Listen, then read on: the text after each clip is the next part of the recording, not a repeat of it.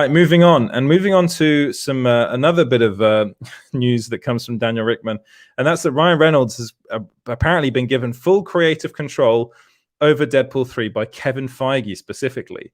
So this is like this story has been kind of going on and on and on now for quite some time, and it all stems from the news that apparently there was a bit of a rift going on between Ryan Reynolds and Disney.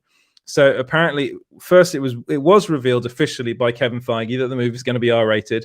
It's literally going to be the only R-rated film in the MCU, which is fine. That's fine, even though I think Blade should be R-rated. And then they hired the Molyneux sisters to write it, which means this is the first Deadpool film not to have been written by Wernick and Reese, which, to be honest, I'm not that bothered about because I don't think they're particularly good writers. That's just my personal.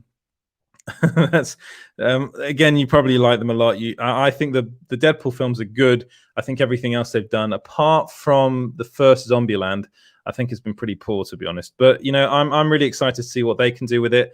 But then it was reported that there was a rift between Reynolds and Disney, or executives at Disney, because they didn't like what he was making fun of or what he wanted to make fun of in the movie.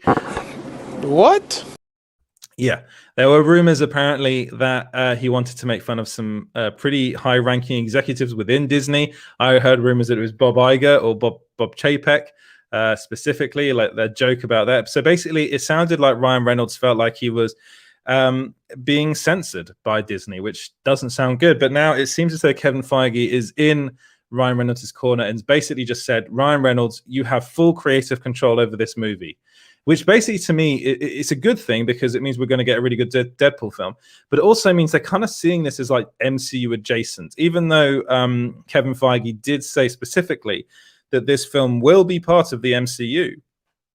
It seems as though it'll be operating in some kind of, I think, an alternate universe. I think it's going to be part of the multiverse, and it's not going to really be part of the MCU. It'll be the film that only adults can see because it'll be R-rated. So there's that as well, which means like a lot of the fan base of the MCU, which is a lot of kids still these days. Superhero films are PG-13, most of them in the MCU specifically, which means a lot of kids can see this film. So they won't really be able to see the Deadpool films.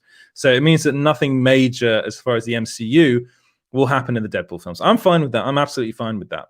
The other thing I heard was that Ryan Reynolds, so Deadpool, is going to be like take over the Stan Lee cameo role. So he's going to be cameoing in all the MCU movies, which I know I love that idea. I think it's a fantastic idea. Again, I just hope they don't censor him too much. I mean, probably in the MCU movies they will do, but I really, really hope that Deadpool 3, and again, this does come from Daniel Rickman, so maybe I wouldn't take it with a pinch of salt, though, because it sounds legit to me, but it's something that is out there. They're saying that Kevin Feige is giving Ryan Reynolds full creative control over Deadpool 3, which is what I think is what we all want.